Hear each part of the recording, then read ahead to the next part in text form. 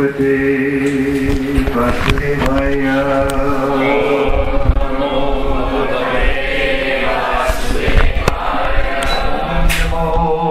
Bhagavate Vasudevaya.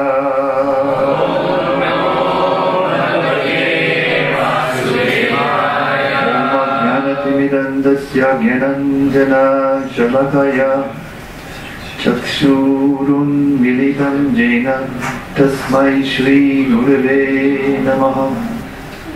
Shri Chaitanya Manobhishtam Stapitam Jena Bhutale Swayam Rupa Gadamayam Dadati Sapadantikam Mukam Karivachanam Pangam Longayate Girim Yat Kripa Tamaham Vande Shri Gurun Dinataranam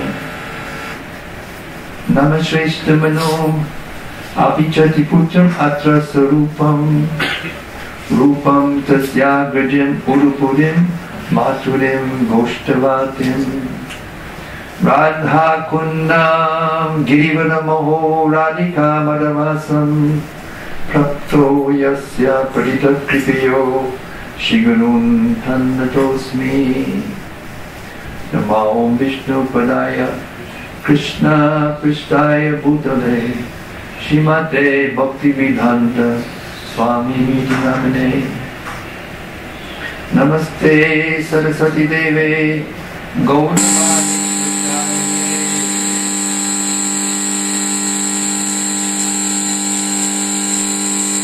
Not very good.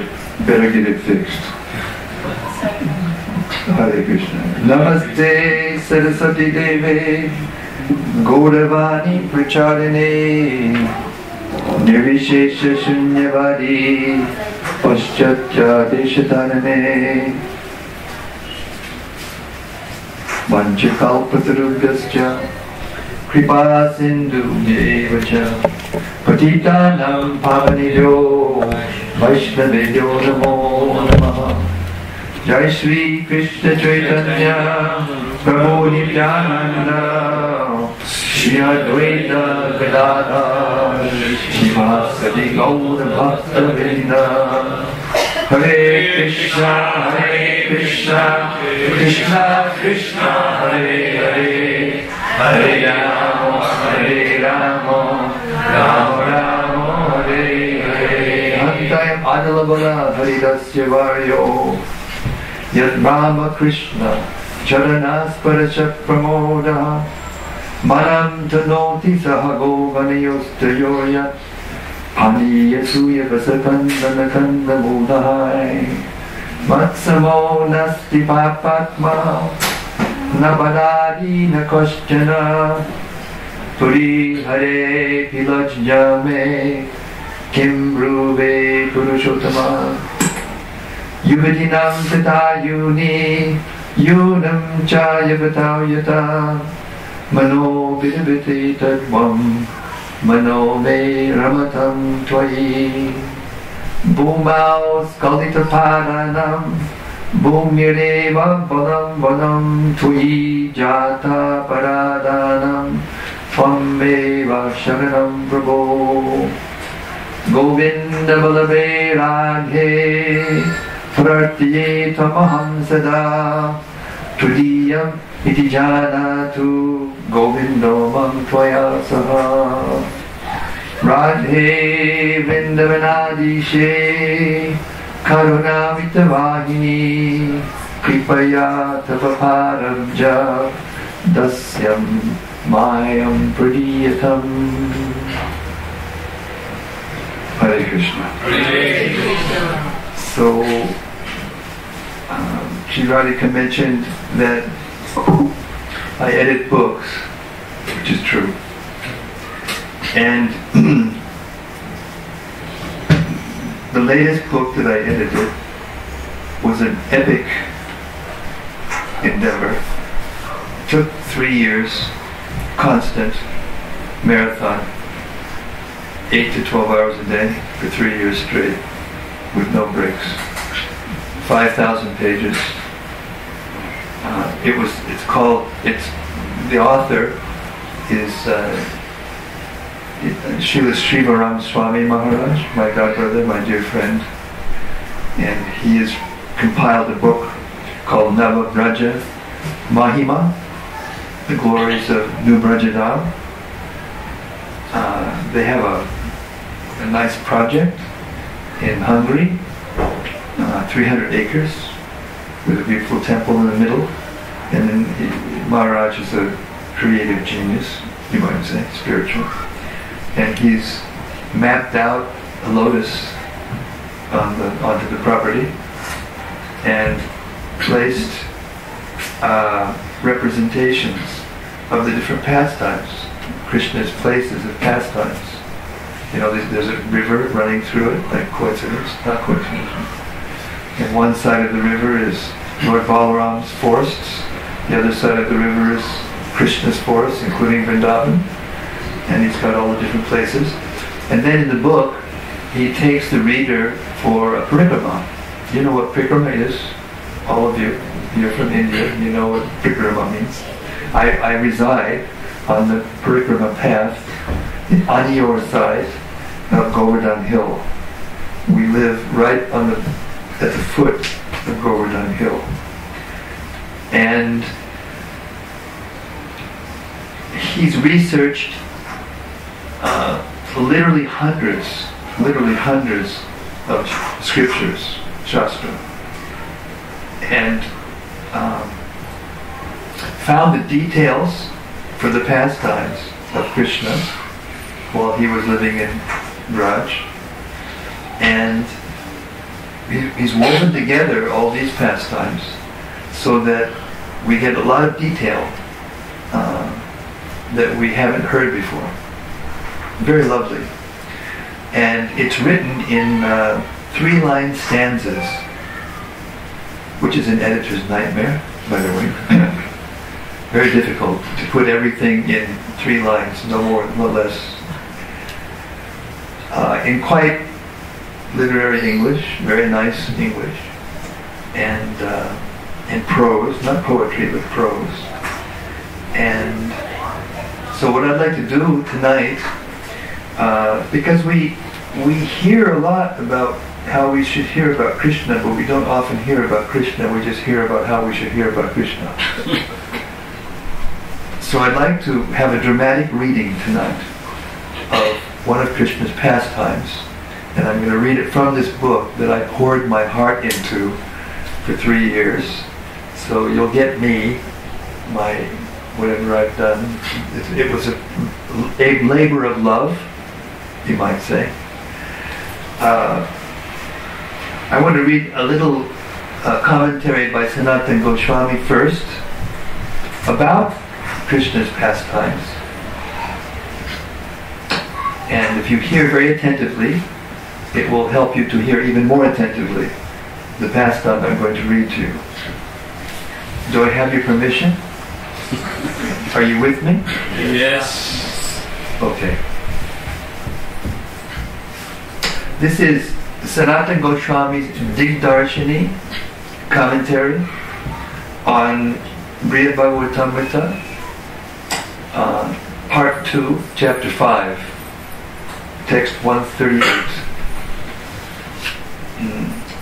The verse reads like this.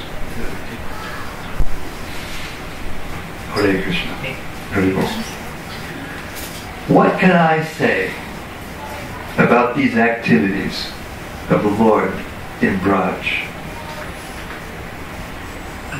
One who thinks about them carefully will conclude them supreme in all respects. As soon as words describing those pastimes enter the ears, a flood of pure love spontaneously arises in the heart. That's the verse. The Digdarshini commentary. This verse and the next summarize the topic of Vilasa Lakshmi, the splendor of Krishna's pastimes. Anyone who gives thoughtful attention to the pastimes of Braj will conclude that they are more wonderful than the deeds of all the other incarnations of the Supreme Lord. Even the mere words that narrate those Braj pastimes, beginning with the deliverance of Putana, have a magical power to awaken prema in the heart. Prema begins to awaken when those narrations simply enter one's ears. What to speak of what happens when a thoughtful devotee contemplates them with attention, without doubting. We should accept that such an effect is possible by the innate potency of the words themselves. Prakritya. Certain combinations of words have a natural power to evoke spiritual emotions, just as fire has its natural, inalienable potencies of heat and light.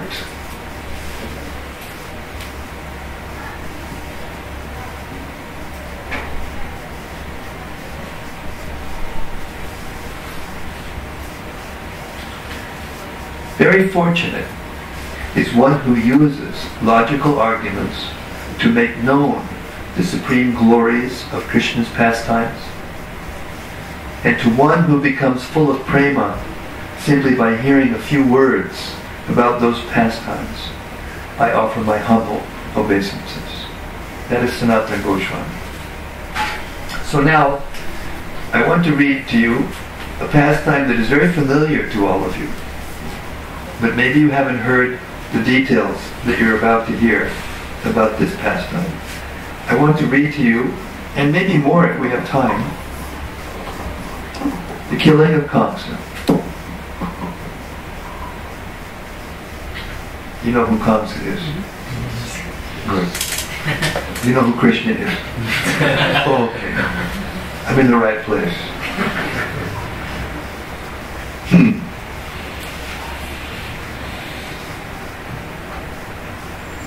The place where Krishna killed Kamsa is called Rangabhumi. It's a stadium, or at least it was 5,000 years ago. A stadium, like we have stadiums here, and they have, athletic events, sporting events. So this was a stadium, and it was being used in this case for a wrestling match. Kamsa tried everything. He sent so many of his cohort demon friends to kill Krishna. And one by one, Krishna killed them in the most charming way. More charming than any of his other pastimes.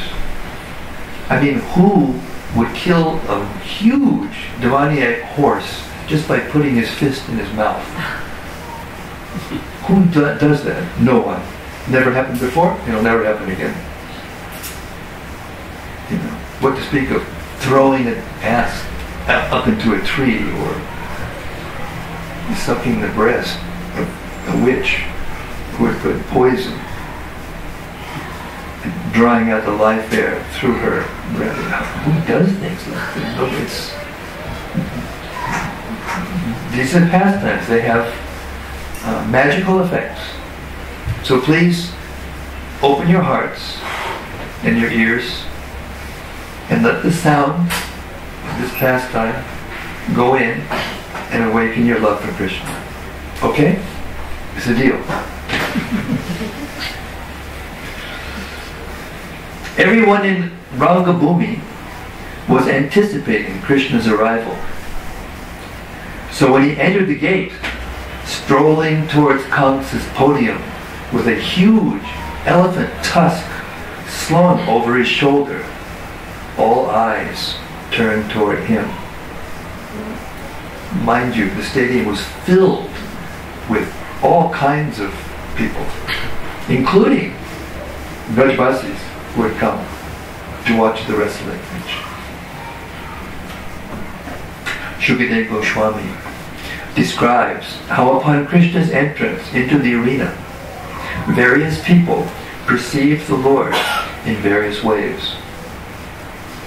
The wrestlers saw Krishna as a lightning bolt, the men of Mathura as the best of males, the women as Cupid in person, the cowherd men as their relative, the impious rulers as a chastiser, his parents as their child, the king of the Bhojas as death, the unintelligent as the Supreme Lord's universal form, the yogis as the absolute truth, and the Vrishnis as their supreme worshipable deity. This account confirms that Lord Sri Krishna is the same absolute truth that the Taittiriya Upanishad defines as the embodiment of all mellows. Raso vai sa. He is rasa itself.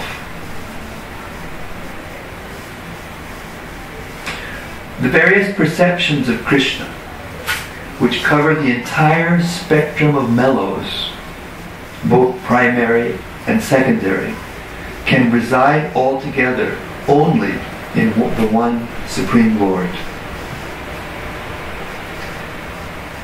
Bhaktivinoda Thakur identifies the 5 primary and 7 secondary mellows seen at Rangabhumi thus.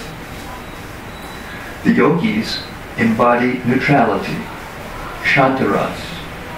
The Vrishnis, servitude, dasya. The cowherd boys represent a mixture of friendship, sakya, and humor, hasya.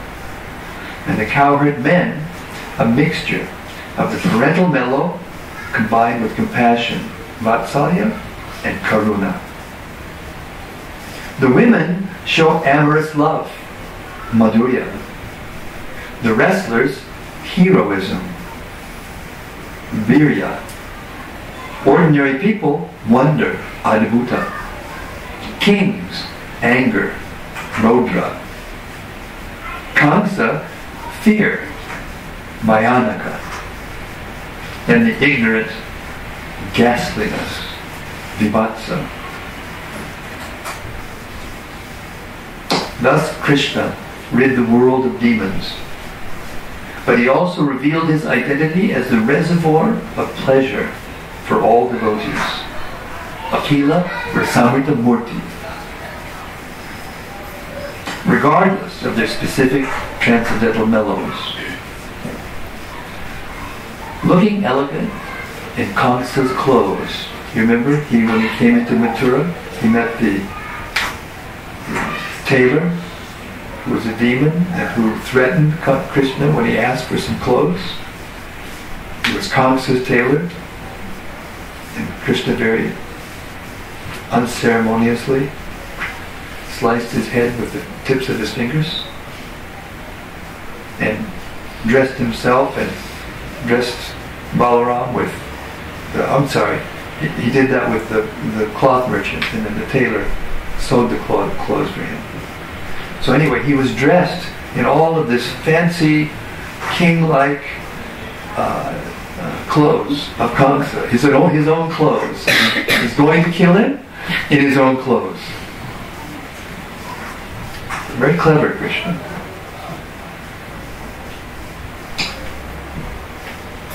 Looking elegant in Kamsa's clothes, sprinkled with the blood of their latest victims, and brandishing tusks like weapons, Krishna and Balaram casually strolled into the center of the arena.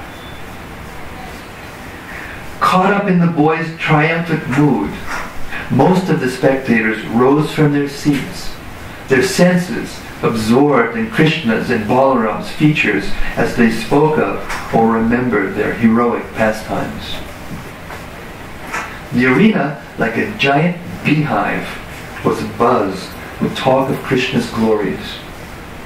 As the people of Mathura spoke about how they had seen the brothers break the sacrificial bowl or straighten the hunchback Kubja, they also repeated what they had heard about the Lord's pastimes in Braj, killing Putana and Trinavarta, lifting Govardhan Hill, saving the Gopas from the forest fire and the Gopis from the flames of passion. Krishna and Balaram acknowledged the affection of the people by waving their arms and by joining their palms. At the same time, they insulted Kamsa by keeping their backs toward him.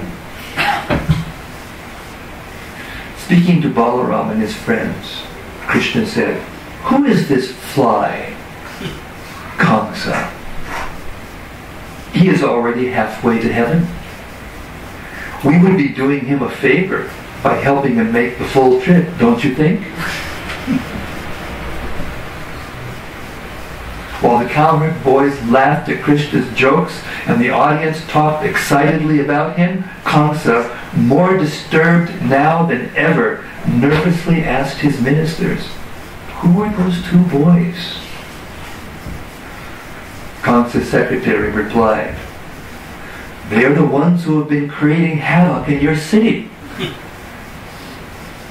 Doubting the obvious, Kamsa inquired, what is it in their hands?" "Tusks of dead Kuvalayapida," came the answer. This news further demoralized Kamsa, but the praise of Krishna that was echoing throughout the arena infuriated him. "These sinful Gopas do not deserve my people's acclaim," he shouted, trembling with rage.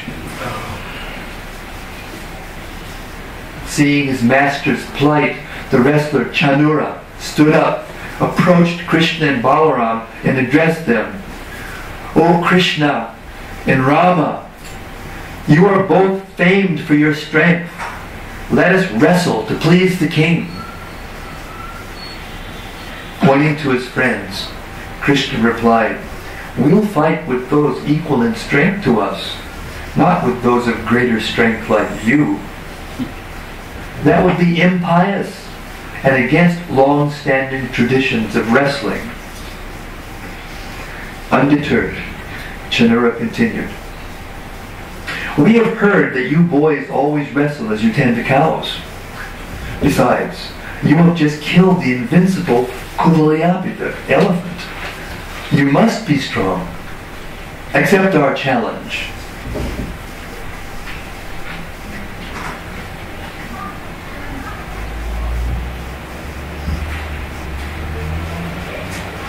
Krishna and Balaram, suddenly tired of wasting time, approached Kamsa's dais and with defiant smiles drove the elephant tusks into the ground as if driving stakes into Kamsa's heart. The wrestlers then paired off, Krishna with Chanura, Balaram with Mushtika. The four combatants entered a violent struggle, as male elephants in the jungle sometimes fight over a female elephant. The two brothers and the wrestlers, all skilled, seasoned fighters, locked limbs, freed themselves, and punched and slapped one another, each with eager confidence that he would be the victor. Sometimes they struck one another on the chest. At other times they lifted their opponents in the air and threw him to the ground with a crashing sound that drew loud gasps from spectators. Their bodies were their only weapons. The full extent of that armory consisted of fists, elbows, knees, thighs, and feet, all of which they used against each other to their full advantage. But the women were not happy to see the two delicate boys compete against professional wrestlers. So Krishna and Balaram at the time were only, they looked about 15, but actually they were younger. Krishna and Balaram aged a little older, a little faster than most children. So they looked at about 11, they were about 11, but they looked 15 or 16. Still, they were, 16-year-old boys and these big hulking, you've seen the wrestling programs on TV and whatever they call it now. They're usually big, strong, powerful, trained, strong men. The fair-minded amongst the people criticized the organizers of the match, and even the king himself. While elders, kings, and merchants expressed disapproval in their own ways, the women of Mathura, absorbed in the two brothers' beauty, were carried away on the waves of the gopis' good fortune. There is no place more pious than Braj, they said, where the Supreme Lord, in the guise of a human being, plays the flute and herds cows in the company of his brother. We cannot imagine the austerities that the gopis must have endured to be able to always see the loveliness of Krishna's body and to live in his village, constantly singing his glories. Krishna heard the ladies' praise and remembered the gopis. That momentary distraction gave Chanura the upper hand. Nandaraj, sensing Krishna was in danger, stood up and called out, "Oh, my son!" Unable to bear giving his father grief, Krishna remembered that Kamsa was his real quarry. Lifting Chanura in the air, the Lord repeatedly twirled him around and then smashed his body to the ground. The earth shook when Chanura fell. With the speed and force of a lightning bolt, Krishna straddled the demon and struck him with his fists until Chanura's life disappeared like mist in the rising sun.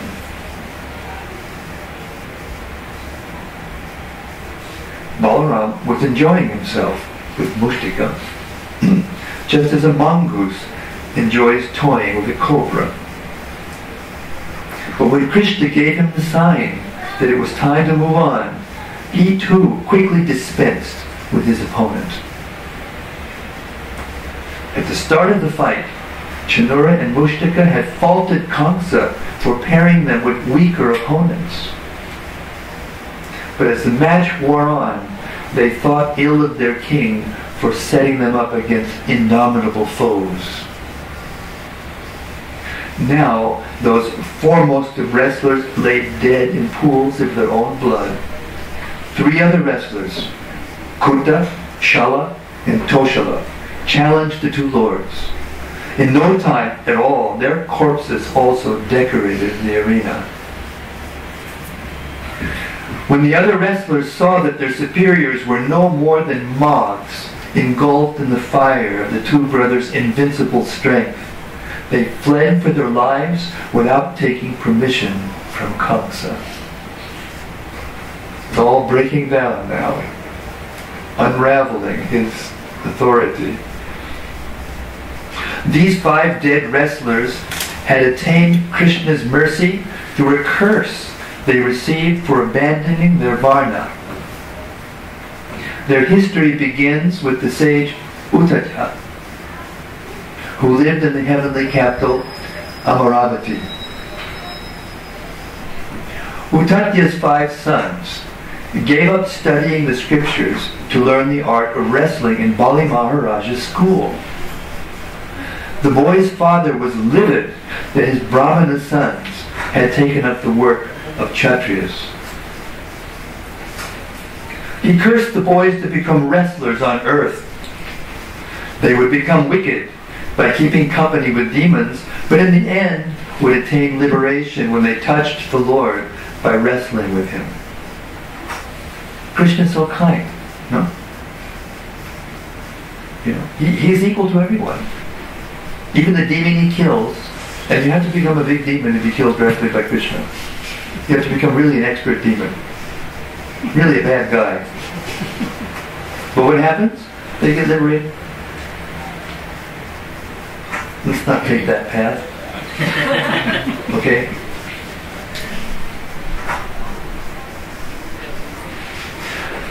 From the midst of the dead wrestlers, Krishna addressed Kamsa. Now that we have dealt with your soldiers, elephants, and wrestlers, my friends and I would like to display our skills for your highness. He's so sarcastic, and he's winding Kamsa up. You know? You can hear it? He's just winding him up. Krishna called for Sridhama and his other friends to assemble in the center of the arena. In celebration of the brothers' victory, the Gopas all began to dance and sing as they do in Vrindavan. The musicians accompanied the boys' performance, which Krishna eventually transformed into a wrestling match. The boys paired off, at times fighting one-on-one, two-on-two, or in tag teams. The wrestling exhibition, which went on for half an hour, drew uproarious praise from the audience and showers of flowers from the demigods overhead. All the while, Kamsa burned in rage. Krishna and Balaram, who had just defeated the greatest wrestlers of that time, were now losing match after match to their friends. Bewildered, Krishna shook his head and gnashed his teeth.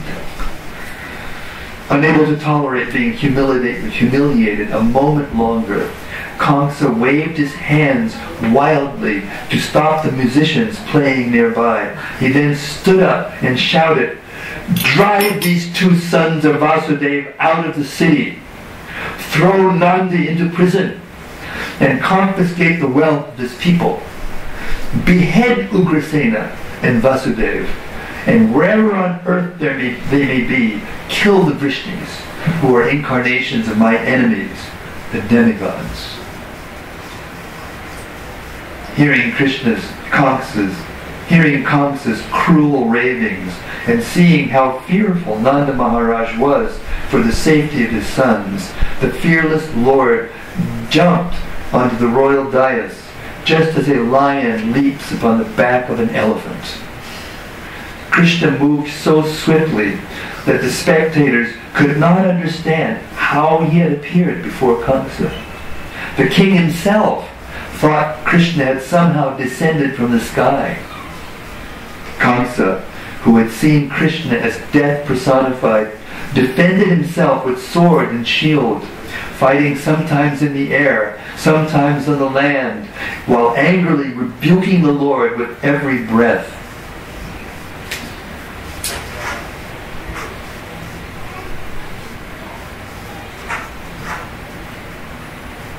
After 2 hours, Krishna had had enough.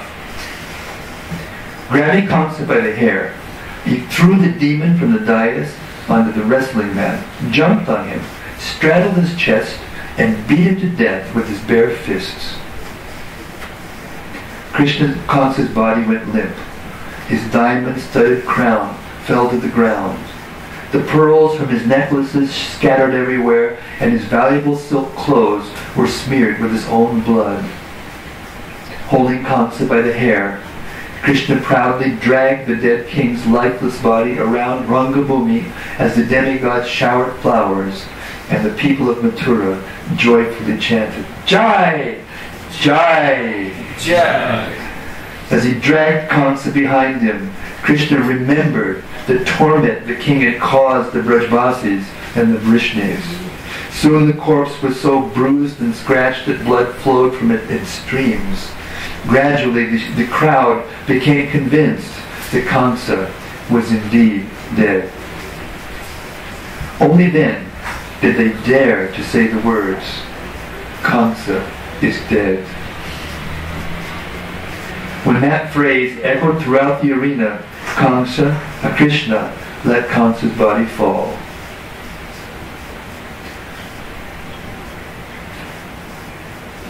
Kbdg Goswami describes Kamsa's next destination. Kamsa had always been disturbed by the thought that the Supreme Lord was to kill him. Therefore, when drinking, eating, moving about, sleeping, or simply breathing, the king had always seen the Lord before him with the disc weapon in his hand. Thus, Kamsa achieved the rare boon of attaining a form like Krishna's. In other words, even though Kamsa always thought of Krishna in fear, his intense absorption freed him of offenses, and at death he acquired a body suited to his meditation, a body in quality like Krishna's. Hare Krishna. Hare Krishna. So there's 5,000 pages like that. And not just this kind of pastime, but every kind of pastime. The cow boys playing in the forest with the cows and calves and each other. Krishna sneaking off to meet with the gopis, leaving the cowherd boys to lament in separation. Nanda Maharaj and Yashoda's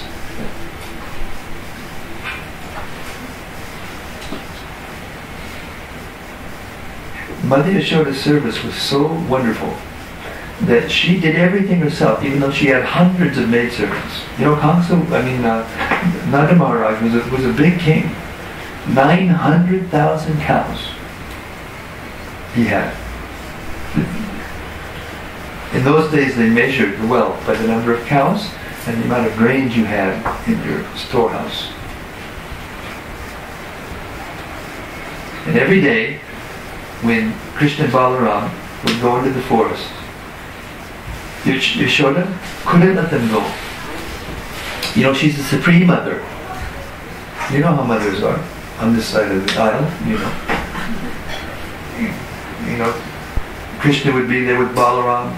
They would be at the gate of the city, ready to go out into the forest with all the calves and cows and cowherd boys. It was a huge thing.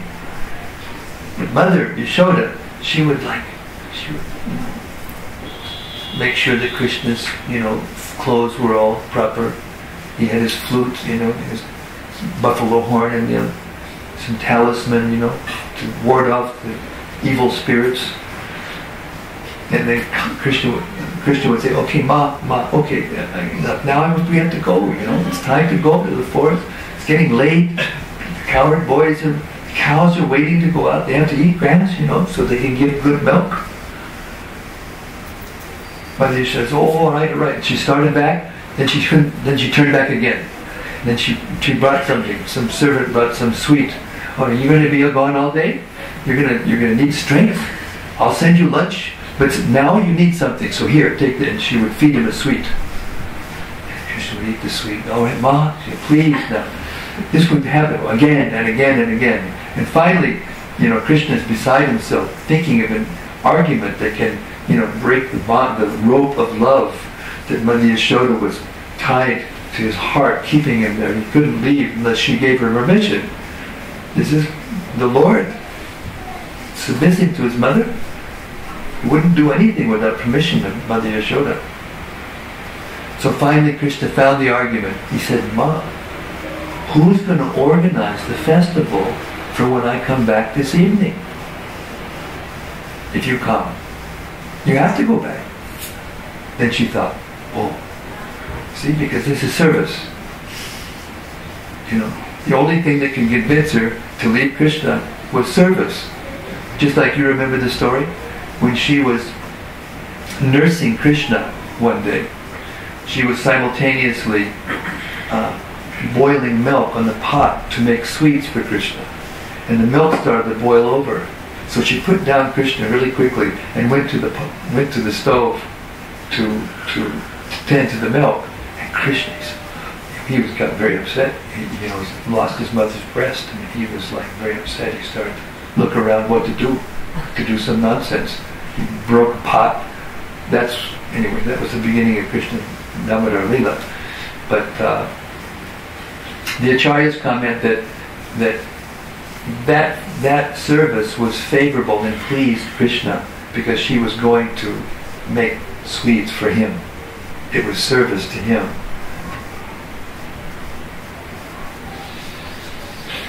So then Mother Yashoda just stood there on a little raised hillock as Krishna and Balaram went off into the forest.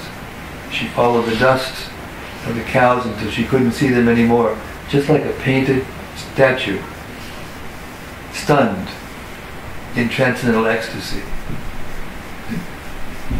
So, we want to experience these things, but we can't experience them here. We can only experience them there. So by hearing these pastimes, by chanting Hare Krishna sincerely, by meditating on them during the day, by chanting during the day the holy name, by practicing to chant in the mind. I mean, even if you're somewhere where you can't out loud chant, especially in Hong Kong, I may disturb somebody, but you can chant in your mind. There are no hard and fast rules for chanting the Maha Mantra. If you do this, your heart becomes cleansed, your mind becomes uncluttered, and you can taste Krishna's presence in the holy name. Does it cost you anything? Tax-free. You get the highest bliss for nothing. Well, nothing monetary. Yes. Who was Kamsa in his last life? Ooh. Funny you mentioned it.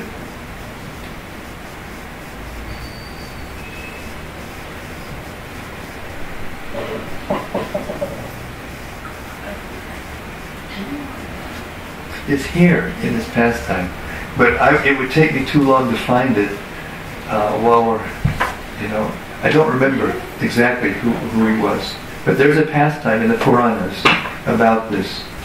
You can get the book. Is it here? No, you have to order it. It's 9 volumes. This is no joke. This took 5 years to complete, and that was very, very fast. I mean, that big a book, it usually takes a lot longer. 5,000 pages. It's not on ebook. No. You have to order it online, and we can get it to you. You can talk to Chandrasekhar. He can. Anybody who... This book is very, very lovely. And it's got 400 original drawings. This is one of them. This is Krishna dragging Kamsa. Oops. What happened? Oop. Yeah. This is Krishna dragging Kamsa. And notice this furrow in the ground? Kamsa's body was so heavy. When Krishna drug the body all the way from Rangapuri, all the way to Vishwamghat, where he took bath and relaxed, just like he did when he killed different demons. He goes to Vishwamghat, takes bath in the Jamuna, and relaxes. It's a work of art, this book. It's unfortunately I don't have a physical book to show you, but I can show you a photo of it. Would you like to see it? Really?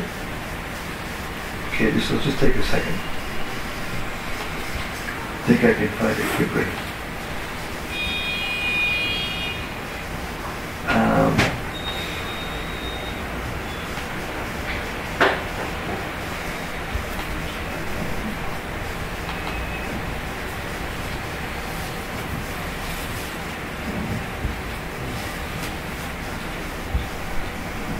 It's done in the classic style, classic European style. This is all gold embroidery, and it's simulated leather. It's not leather, but it's simulated leather. And I'll show you also what the text looks like.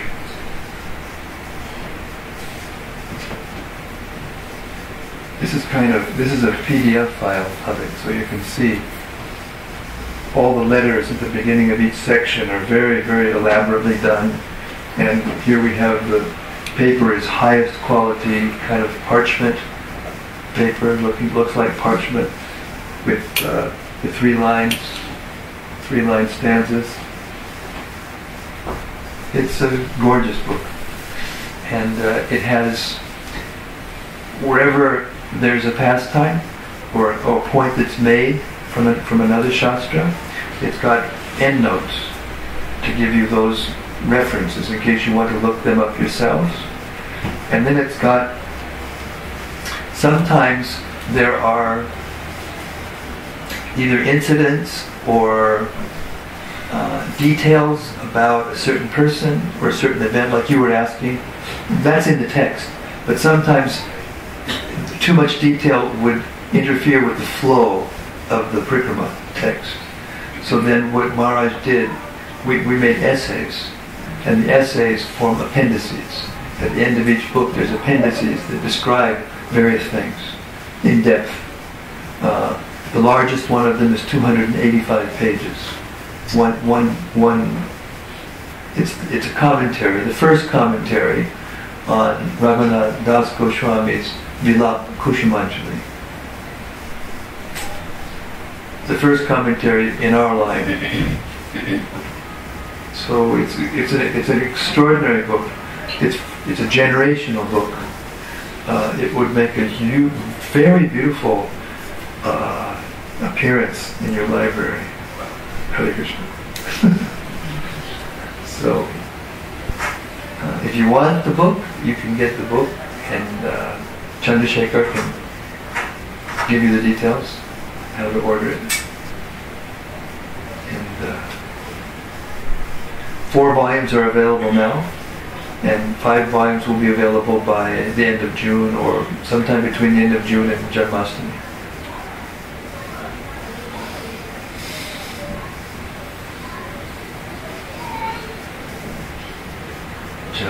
Shri Krishna Lila ki Jai. Gaur Premanandi. Thank you very much for your attention, your kind attention. And I'll be here, like Shri Radhika said, for a couple of weeks. I'm going to be doing readings and commentaries and discussing Krishna's pastimes and the philosophy of Krishna consciousness. So I hope to see you again, if not before, at least next Sunday. Is there any questions or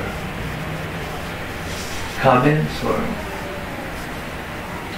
anything else you want me to discuss? Is it satisfying? Yes. Yes.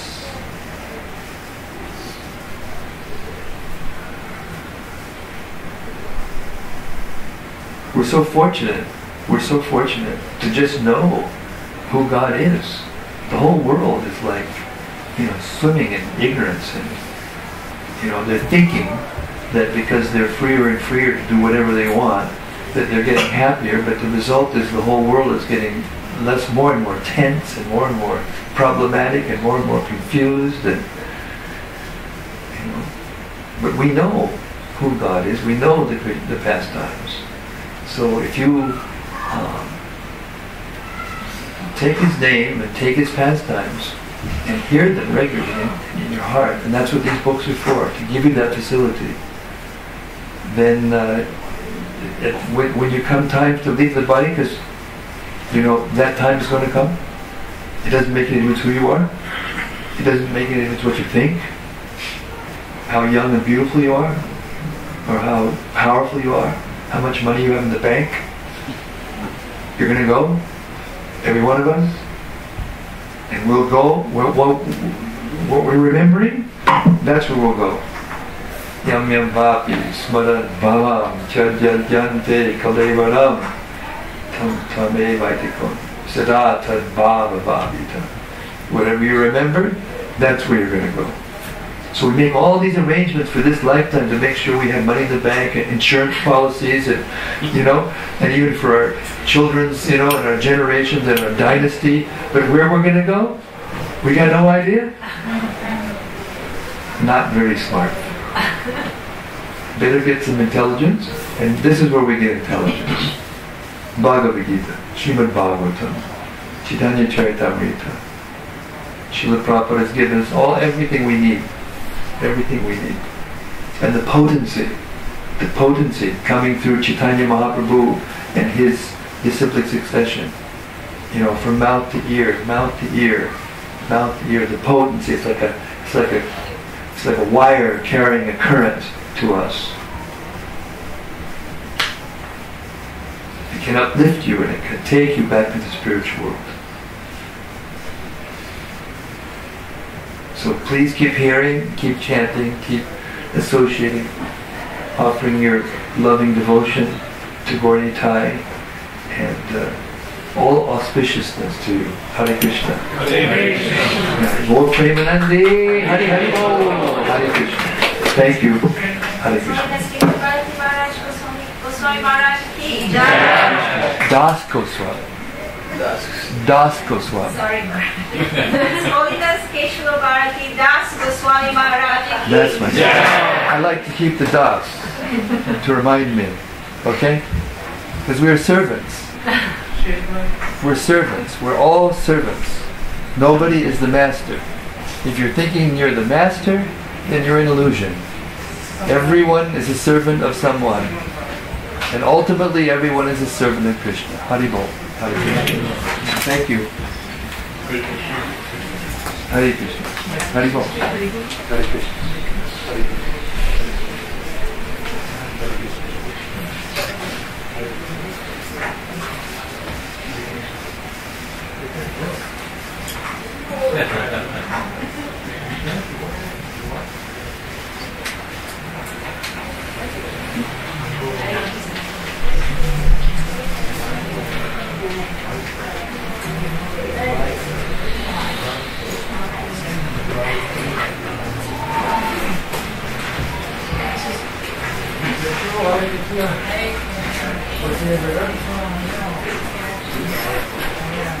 So we will have one round of chanting now before we honor prasadam. Who would like to lead the chanting today? Yes, Ajay Prabhu, please come. What happened? You wanted to lead? Someone else can. No, Ajay Prabhu. I didn't have it.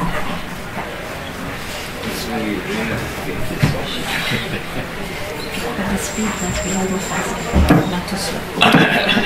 It's already 8 o'clock. So. Okay, let's start.